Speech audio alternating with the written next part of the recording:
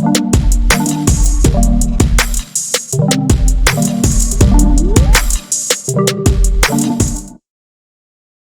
to the Unscripted Authentic Leadership Podcast, a podcast where we're seeking to lead change while also seeking to understand.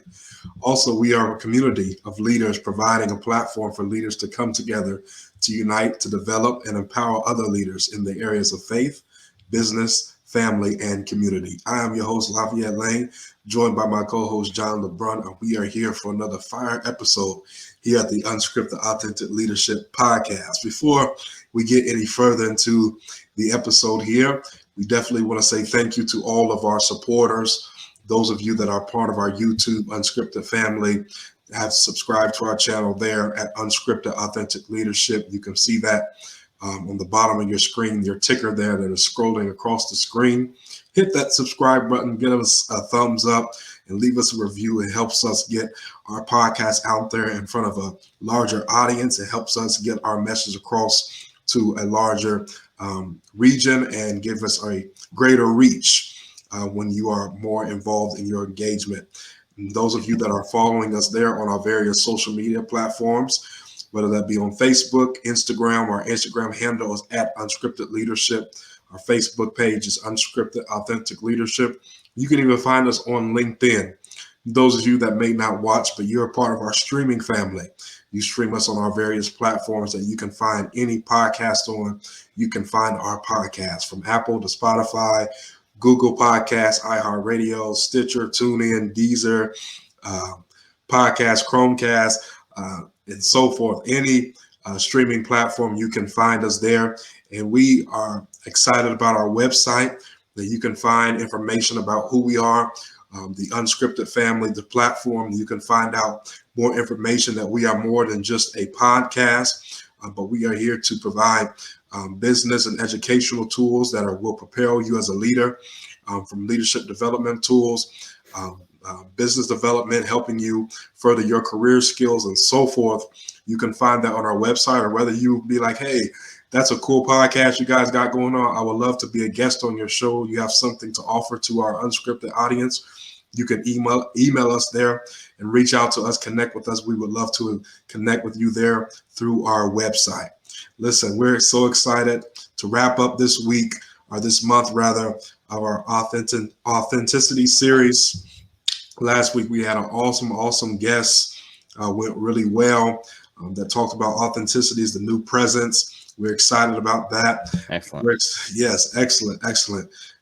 We're excited to wrap that up this week with our topic of talking about developing self-respect. But as always, before we get into the topic, we definitely got to check on our guy.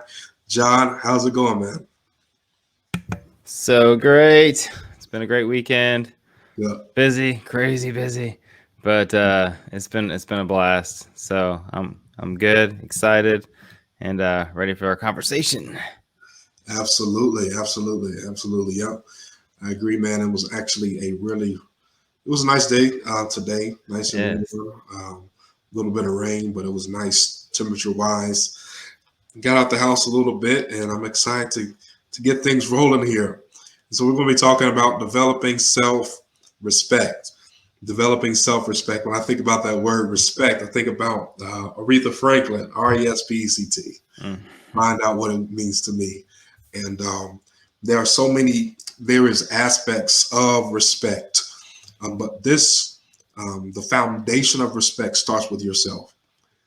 Just with anything else, as we've always talked about here on Unscripted, everything starts with you as a leader. Everything starts with you as a husband, as a wife, as a coach, as a mentor, as a manager, as a CEO, those that are leading in any context you're in, whether you be a youth pastor or you're leading your team, strategic team at work, your corporation. It all starts with you. And so we are accountable for our actions. We're accountable for how we view things, how we lead our lives, and how people respect us is really a reflection of how we respect ourselves. So self-respect is a proper respect for oneself as a human being. It's regard for one's own standing or one's own position. And you have to understand self-respect is nothing more than an internalization of one's own self-reflection. And so the way that you see yourself is the way that you will treat yourself. And we've said that so many times here. The way that you see a thing is how you will be a thing. And I know that doesn't always sound grammatically correct, but we've been called to be. We say that we're human beings all the time, but we really don't live in the be of who we are supposed to be.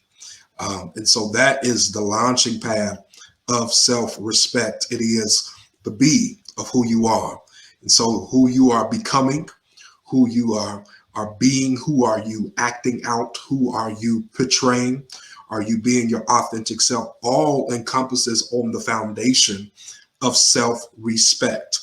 And so many times people, we kind of use that word loosely. And I've heard, the term that respect is earned, it's not given. And that is so, so true. You don't have to beg for people's respect. You don't have to sell yourself short for people to respect you. You don't have to be someone else that you're not for someone to respect you. All you have to do is earn people's respect. And the way that you earn that is by being your authentic self. Is being who you are to yourself. Rather, the audience that you are trying to reach doesn't necessarily like who you are. Someone cannot necessarily agree with you, but they can still respect you. And that's where differences come into place, diversity comes into place, but you still can have respect even though you don't agree. And so it starts with yourself, that self respect. John, kind of give us a foundational working definition of what self-respect is to you. When you think about this whole term of developing self-respect, what comes to your mind? Oh, so good. The simple definition, if you were to Google just self-respect, it's funny because when you Google it, it often brings up another term, and that is self-esteem. And there is a difference there, but just the ground basics of a self-respect is it's a feeling, that one is behaving with honor and integrity is sort of the foundational definition just by Google standards, right? And I loved what you said. You said respect even when not agreeing.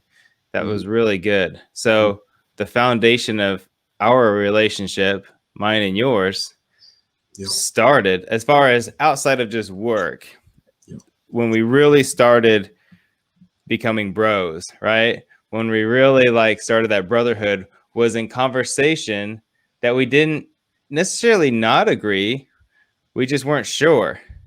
And we developed that respect of conversation through important aspects of life, sort of navigating, certain important things that people that are really hard. I'm not gonna get into all of it, but important things that are hard to discuss in life. And I remember going through those, but we always had so much respect. I always had so much respect for you that I wanted to keep having the conversation and keep pursuing that friendship, regardless of whether we saw exactly the same way. And through that pursuit, over time, we realized we wanted very similar, if not the exact same results. We just had different perspectives. So it's really cool what you said, by respect, even when not agreeing, because you don't see that in the world very often. You see people fighting to get their voices heard when they're not even listening to the other person as well. And it's two people not listening and just screaming at each other. That's why I don't watch the news, right? People yelling at each other all the time. So, there's an old saying that says, do unto others as you do unto yourself, right? Or something along those lines. And the foundation of that is it's not just, yes, treat others as you would want yourself treated, but it goes deeper than that. It's how you treat yourself is often a reflection of how you're going to treat other people. Therefore, the more you respect yourself, the more you will by default respect others, because as you see value in yourself, you can see value in other people. it's when somebody doesn't value themselves that they also don't value others, right? Think about that when people talk about like people who do mass murders and stuff. I know that's a really dark area, but they say, how could someone ever commit these sprees of killing? And like, well, they don't value life. Well, they often end in self-suicide, right? And so they tells you they weren't valuing their own life at the same time. So it wasn't that necessarily always that they just didn't like a certain person. So they just didn't find value in people because they didn't often find they also did not find value in themselves. So as we develop self-respect, that's how we can look at other people so much differently, right? As you learn to respect yourself, and we're going to get into that because self-respect is earned. You can therefore see others at a higher level. So the higher your self-respect is, that often means if you have a really good self-respect, you can often see people better than they even see themselves. And therefore, that's when true leadership can really start to take place because you can start to bring people up. But you can't bring them up if you don't see them better. But to see them better, you have to see yourself better. Ooh. Yes, sir. Yes, sir. Yes, sir. That was excellent. Excellent. You said so many good nuggets in that, man. I was trying to make sure that I attacked all your points that you said. There was so many things running to my mind that you just talked about. The whole value piece. I thought about the antique roadshow and how people will bring pieces from the antique roadshow to get appraised because they bought this particular piece, whether it be a globe or a piece of art or a piece of furniture. They bought it for $10 at a garage sale because the owner of that particular piece of furniture or art didn't think that that particular possession had much value. And so they just sold it in the garage sale for minimal value, only to be surprised that that piece of possession was worth thousands, hundreds of thousands, and sometimes millions of dollars because they didn't understand the value of it. And so they allowed someone else to appraise their value because they didn't understand what they had. And that's what self-respect is understanding the value of what you have. John just so eloquently said that. The issue that we run into so often is that we allow people to appraise our value. And so they assign their value to us, what they see from their lens and from their perspective, rather than appraising our own value 100%. and saying, that I am priceless. You can't put a price tag on me. I am worth more than just a one night thrill. I'm worth more than just a cheap write off. I'm worth more than just you can pay me off. But I have something that's invaluable. And one other thing that you said, you talked about the pursuit of respect and making that connection and how we came together. I thought about my father. He sent a quote out the other week to me that said, when you communicate to connect, not to correct. And so I thought about self-respect, bro, that respect is just another communication language. That's how we communicate with each other, is on the level of respect that we have to each other, is the level that I will communicate and connect with you.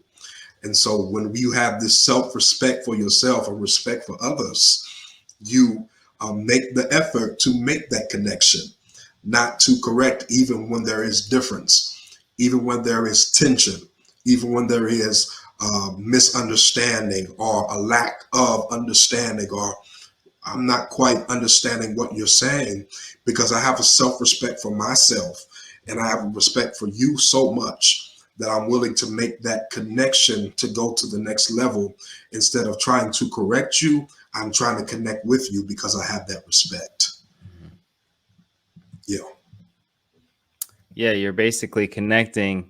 And sometimes when you're connecting, when somebody tries, as you said, communicate to connect, but when somebody doesn't have I want to say the respect to communicate, to connect, or maybe just when someone doesn't want to listen to the other person, I think they often it almost shows a lack of respect for the other person's opinion or perspective, Yep, right? And absolutely. and and you basically cutting them off, or they're talking, but we all know that you're not listening. You're just waiting for them to like take a 1 second pause so you can jump in. Mhm. It's just a really, it's really just a way of you telling them like, I don't care what you have to say. Yeah, I just have something in my head and it's about to come out and it's right. When what you have to say might be great and it might be valuable and it might be right. And it probably is all three, but it doesn't mean that it's better than what the other person was about to say. And having those thoughts or feelings just means that you are about to miss whatever really good information that they were saying as well. absolutely. Absolutely. And I think that um, self-respect can be developed. Mm-hmm. I think that that is the whole crux of this conversation. Mm-hmm. And those of you that will listen to this and those of you that will watch this, you may not have the self-respect, or you may not be garnishing the respect that you think that you deserve. Do not think that's the end all be all. It can be developed. It can be groomed. It can be put in a place to where that is growing every day. And the more that you respect yourself, what you put out is what you will get back. So you will reap what you sow. And so I want to get into that whole developmental piece. The how do we shape, how do we grow, how do we develop our own self-respect? And so when we develop our own self-respect, we'll receive that respect back from others that we have influence over, those that we are in a circle of influence with, those that we are trying to influence over. How do we develop that respect? And there's so many ways, and I just want to hit on a few. And Judd, I know you have a few that you want to talk about, but number one, we have to figure out what makes us respect ourselves, Mm-hmm. because you don't just start respecting yourself. There are certain things in you that you say, this is why I have self-respect. It's because I value time. My moral compass is what makes me respect myself. The things that are pertinent to me, the principles that I have, find out what it is that makes you respect yourself. And so you have to look within yourself. You have to do self-inventory. You have to look at yourself, as Michael Jackson said, look at the man in the mirror, look at the woman in the mirror, and practice what makes you feel your absolute best. Then pay yourself the respect of prioritizing them daily. Stop prioritizing things that don't make you happy. We talked about it last week. Stop prioritizing things that don't develop and grow you as a person, as a leader, as a strategist, as a thinker. If it is not growing you, stop prioritizing it. Stop putting things at the top of your day that should be at the bottom. That should be at the bottom of your schedule. That should be at the end of your week when you have spare time. Stop using your time for mindless things if it's not developing you into the person and the leader that you want to be. For example, if something that will make you respect yourself more is losing weight, start exercising more daily. I mean, it's so simple, right? Things that we think. Start every day with a healthy meal. Don't make your first meal Mm-hmm. at McDonald's. Don't go out and get that milkshake. Get a green juice instead. And so start putting those things at the top of your list. One of the apps that I use on my phone is reminders. Every day I use reminders, so many. And so put that on reminders. If you got to keep it in front of your face, put it on your refrigerator, put it on a sticky note. Uh, that will help you develop your self-respect and to fall right in line with our whole authenticity. Another thing that you can do to develop your own self-respect is be honest about who you are and who you are not. Mm-hmm. Because we focus on who we are, but in order to know who you are, you have to know who you aren't. So I know what I am, I know what I can do well, I know what I'm great at, but I also know what I am not good at, and I know what I am not going to put my attention and my focus in, so I can focus on being the best me. So once you know what makes you feels good, prioritize that not only with yourselves but with others. And here's the thing: Lead with honesty. Be honest with yourself. This is where I'm at. Hey guys, I don't have it all together. I may not be a John Maxwell in my eyes. I may not be an Eric Thomas. I may not be these other leaders that you think have it all together. But the reality is you have to be you. And so be the best you can be. And the way that you can do that, that all encompassing self-respect, is to lead with honesty. I promise you, people will respect you more if you just be upfront and tell them the truth. Don't try to embellish more than what you are. It's better to lead with a lower expectation and over deliver than to give an expectation so high and you under deliver. That's going to make it look way worse, and people are not going to respect that. And so this means that if you know that you have to be at your job at 9 a.m., from 9 to 5 is your work time, that doesn't mean that you pull up in the parking lot at 9 a.m. People are not going to respect that. You got to put some time in. Stop going to bed so late. Go to bed a little earlier so you can get there at 8:30, 8:45, so you can be on time. And that will start that path of you being honest with yourself, because you know that you're not an early person. So you're doing the extra things the night before, getting your clothes out, making sure your schedule is right. That's a part of being honest about who you are and who you are not. Before I go any further with the next few things, John, give us some few things that will help us with our development of our self-respect. I mean, I like to bounce off some of the things you said that were so great. Something that came to mind is that you said something about habits or something along those lines.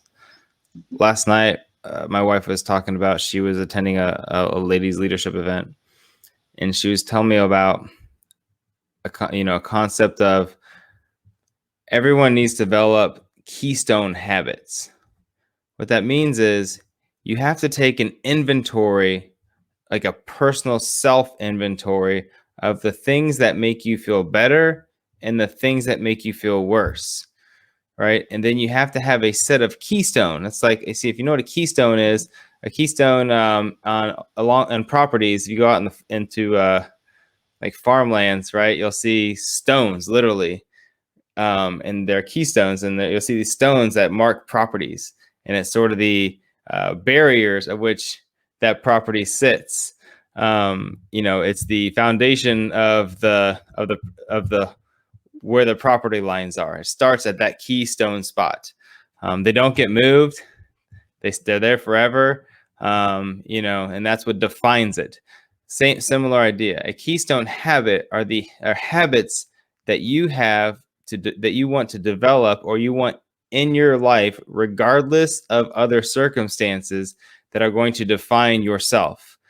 Therefore, you have to put in the good habits and remove the bad habits, knowing that you are worth it. So if take an inventory of everything that you do in a typical day. If you end your day every night from 8 to 11:30 watching television for those last 3.5 hours, because you feel, and I get it, you feel when you get home, the kids get to bed, and you just need the what they call it, like the veg, right? Or I just need some personal time, or I just need to feel like my brain isn't on overdrive. I hear all those things. Well, studies show that when you turn on the TV, your brain has very little activity going on during that time. So you say you don't want your brain to be turned on, it quite literally turns off. And think about this though. You turn in at midnight from watching 4 hours of television. Do you feel better? Do you feel less tired? Or you're just going to bed and waking up the next day? And over time, this becomes such a habit, and we become numb to these habits, and we just do it, right? Try doing something better. You want personal time where you feel tired? Do the things that make you feel less tired and more full. You're tired for two reasons. One, you're working hard, which is fine, and you're just ready to go to sleep and start the next day. And you feel good about being tired because you put in that solid work. Or you feel tired because you just kind of made it through the day and you're not happy and you're just not excited about the next day and so forth. So you're not feeling good about yourself. Well, that means your cup is running empty as well. And you have to be conscious enough to fill that thing up. So these are things you have to implement in your life. So maybe it's reading every day is a keystone habit. Maybe it's as Lafayette said, the food that you put in your body. It can become a keystone habit. It's the exercise daily. It's for me, we were talking this through, it's taking more time to just get outside the house a little bit and walk around the neighborhood so I can have like reflection, right? It's all those things. It's so I can be a better dad. It's all, all those types of things. To be a little transparent, I've been home with my kids since August, homeschooling. And this last week, they weren't even being bad. They were just being loud. And it got to the point where even them laughing was actually irritating me, which sounds stupid. It does. And I told her, she's like, what's wrong? I'm like, I'm just kind of need some time out, I think. And she's like, why? It's like, well, they're not even being bad. They're just laughing, and it's loud laughing. And that itself is driving me nuts in my office as I'm trying to work, which is terrible. When my kids laugh, I love it. It actually makes me laugh usually. I like the sound of their laugh. But we've been spending virtually every minute of every day together. As I work from home, work from the office, they come in with me, different things that we deal with, for pandemic stuff. And I just realized I need to take some time and just leave the house. I mean, when there's somebody here, and just kind of get out in the quiet and let me have time away from them for 30 minutes a day or an hour a day, and just so I can have my own thoughts. So that's just me being transparent, but these are what they call keystone habits. And you have to take an inventory of these things, because me doing that makes me better for my kids. It makes me a better father. It makes me a better husband. It makes me less, edgy when they do something and they weren't even being bad. I'm just being irritable. Those types of things. And that's just me being transparent, but all of us have those moments, if we're being honest. Absolutely. And John just demonstrated to you about leading with honesty. Leading with honesty. So many people are afraid to say what you just said. So many dads out there, so many moms out there. But people will respect you more. John just said what a lot of you are thinking. Point blank, period. But I can respect him more than someone else that tries to act like, hey, your kids get on your nerves sometimes. It's just the fact of the matter, and it's okay. We're human beings. But that's a part of the self-respect. It's leading with honesty. That was so good. And I love the keystone. Think about what's your keystone. What is your foundation? John said the keystone never moves. It's always going to be there. And so think about, in your self-respect, what are your self-respect keystones? What are your respect keystones, your internal keystones? What are those things that you have in your life that will not move? Because this is a standard that you have. What are some things as a leader that they're keystones in your organization, keystones in your home, keystones in the team that you lead and that you coach? What are those keystones that your team that you lead, that they know that if the leader is not around, they know that the organization can keep running on because they have those keystones that have been implemented from them, from the leader. Mm-hmm. You have to have those keystones. So good, so good. And so I think it's the consistency in those habits too that'll help you build your self-respect. Yeah. It's a 2 cents. So Yeah. It's that making your bed every morning if the clean room makes you feel better. Yeah. It's the consistency of doing it when you don't really want to that makes you build self-respect. Absolutely, absolutely, absolutely. Another few things that you can do to develop our self-respect is stop trying so hard to be quote unquote normal. And in 2021, who knows what normal really is anymore anyways. So everyone has their own self-definition of what their normal is. I would say stop trying so hard to be popular. Stop trying so hard to be trendy and just be you. This is the Authentic Leadership Podcast. And so we are emphasizing so much, not just this month, but that's a keystone of Unscripted. The keystone of Unscripted is be who you are called to be. Be who God has called you to be. Be you. And so the only way for you to stand out, to be your real self, people may call you weird. People may say that you have idiosyncrasies. People may say that you have tendencies that are different than them. That's okay. But the reality is It takes a lot more heart and bravery to be different than it does to stand in rather than stand out. Mm-hmm. It takes a lot more bravery. It takes a lot more strength and fortitude to go against the tide, to go against the more normalities and that thing that the everyone is going with, than to be yourself. That is real strength. And so people may not like what you do or what you represent, but take ownership of who you are.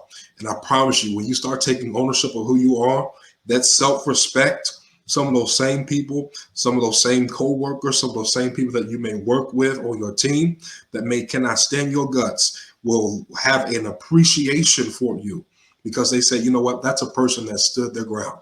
That's a person that stood with their guns. They stood for themselves and they understood their principles and their keystones, and they weren't trying to be someone else that who they were. Another thing that we can do is don't allow other people to define your boundaries.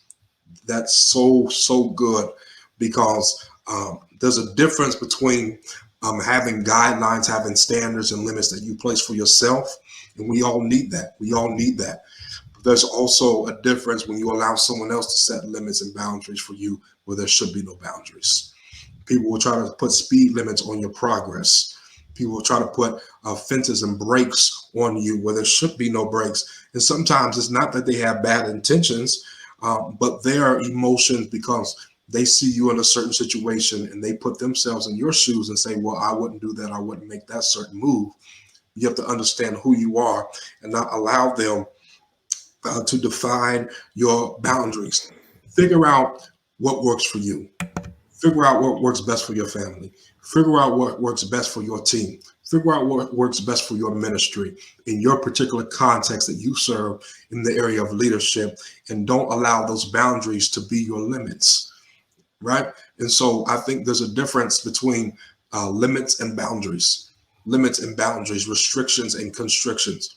Don't be so boxed in because people won't respect people that don't take risks, right? Every successful person that's ever been successful and that we have a respect for, or have a respect for themselves, they had to take a risk. And the only way that you can do that is that you cannot allow other people to define your boundaries. John, do you have some more things to give us? And on that same note that you just said, Sure. I don't think people lose respect for people who have tried and failed. Mm-hmm. Right? The reason we feel like not taking risks, as you said, is we're afraid of failing. Well, the only reason we're afraid of failing, if nobody knew that you were going to fail, then you wouldn't be afraid of failing because nobody knows, right? Because we fail at things all the time that nobody knows about, and those are the things you don't care. It's when you think, oh, everybody's going to know that I failed, that it bothers you. But just know that I've never had less respect for somebody who tried something and failed. And I don't think anybody listening has either. Yeah. So that goes for you as well. Most people have more respect. But on that same note, think about the people who you respect. They're typically somebody who is being their true self. And when they're being honest with themselves and they're flourishing who they're supposed to be, that's who you end up respecting.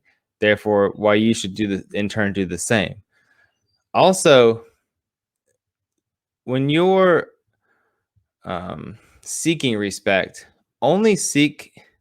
look for respect from the same people that you respect, right?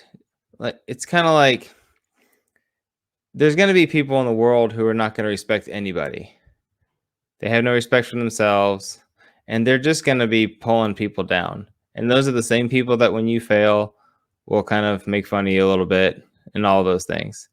But just know that you don't need to seek their respect. You're not going to have their respect regardless unless you play at their level. And since you don't want to play at their level, right, because it's low, you're not going to have their respect. Or you may have their respect, but they're never going to show it.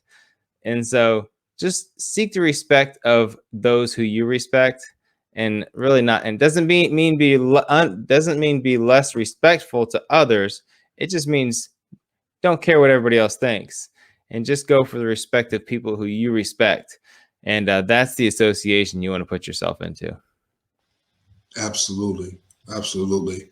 And I think there's so many other developmental things that we can give to develop self-respect. But I just want to give my last one that really stood out to me, that was so powerful, and that is learn to say no. Mm-hmm. Simply learn to say no. Letting others know what isn't okay doesn't make you a bad person. It just makes you a strong and respectable person. When you stop saying yes to things that you don't want to do, you create more time and energy to engage with the activities and people that do make you happy. And so, a lot of times I feel like people have to feel like they have to say yes to everything and everybody because they don't want to hurt people's feelings. The reality is, if somebody really loves you or really respects you, they understand that their relationship is not based upon an answer that's always advantageous to them. The respect is based upon who you are as a person, not your response or not your answer. And so saying no is the key that will unlock a lot of our time. John talked about how we're tired. Sometimes we're tired because we're so tired from telling everybody yes, Mm-hmm. and we said no to our own selves. Mm-hmm. That's not self-respect. You've got to say yes to yourself first before you can say yes to anyone else. And if you said yes to yourself, we understand we're not talking about necessarily being selfish and being so caught up in yourself. That's not what I'm saying. But what I am saying is that you have to love yourself enough first before you can spread yourself so thin with everybody else. But then at the end of the day, you don't have any time for yourself. You don't have any time to develop who you are and to go after your dreams, to go after the things that you want to accomplish that will make you a better person, a better leader, a better parent, better whatever your better is, because you're so busy telling everybody else yes. And so sometimes you got to practice telling people no. And that's okay. That's okay. Let the chips fall where they may, but I promise you, you'll be the better for it. John, did you have any other developmental piece, or did you want to expound Mm-hmm. on that before we wrap up? Yeah, you had just said sometimes you have to say yes to yourself, right? And not to be, and that means not necessarily to be selfish. Understand, there's a difference between saying yes to yourself to keep or replenish your cup, so therefore you can go and empty it out for other people, versus filling up your cup to just like hold to yourself, right? Yeah. And so when he says say yes to yourself, that means you can't let yourself be 100% drained, because then you're no use and you're no value to anybody else. So when your purpose is to serve others, help people, so forth, you have to be conscious of making sure you prioritize replenishing yourself for the purpose of helping other people. And that's why, because without that, you're no use. But yes, learn to say no. I always say no when you're not respected. I say no when you're underappreciated. I've always been taught go where you're appreciated, not tolerated. Yeah. That's a huge thing. Just because someone says fine, we'll take you, that means they don't appreciate you. They're just tolerating you for the day. Therefore, leave. They'll never see your value. And say no when your value of what you offer would be better in other places in the world, because that's probably where it really needs to go. You know, my family runs a business, and there's times when we price things, like monetarily price things at a certain price, and some companies say wish it was less. It doesn't mean we're a high priced company. Sometimes there's companies that say, wow, what a great deal, and they find our value and they love it, and they hire us, and we've had relationships with companies for years and years. But then there's other ones that say, oh, it seems expensive, or I don't think we need that. And we always have to remind ourselves as a company is that just because these two people turn down our services doesn't mean we don't have value. It means they don't see the value. right? But remember, these other companies, these other 12 clients, all see the value in what we offer. That's who we serve, not the ones who don't see the value. It's not that our prices are too high. It's that they're just right, and they're just right for the people who find value in what we do. So understand what your value is as well. That was a great example. Understand what your value is as well, even if someone else can't see it. There's an audience for you. There's an audience for your gift. There's an audience for what you bring to the table. Just be yourself. So many times we find ourselves trying to balance life. We find ourselves in a juggling act. And that is our read of the month, the juggling act, trying to find the balance between family, faith, and work. That is our read of the month by Pat Gelsinger, The Juggling Act. Great book. Read that, and I promise you, you'll be better for it. Once again, we thank you for all of you that have tuned in, that will watch this, that will listen to this. Continue to please share this. And when you share it, use that hashtag unscripted authentic unscripted leadership, hashtag unscripted leadership, so we can see the thread and see your support there, whether it be on YouTube or any of our various social media platforms or various streaming platforms, or you have visited our website. Let us know. Tag us in your posts. Tag us in your posts. Leave us a comment, leave us a review, and we'll be grateful for it. As always, we are here to build bridges and not walls. Bridges connect and walls divide. We pray that you be the leader that God has called you to be. Until next time, God bless you.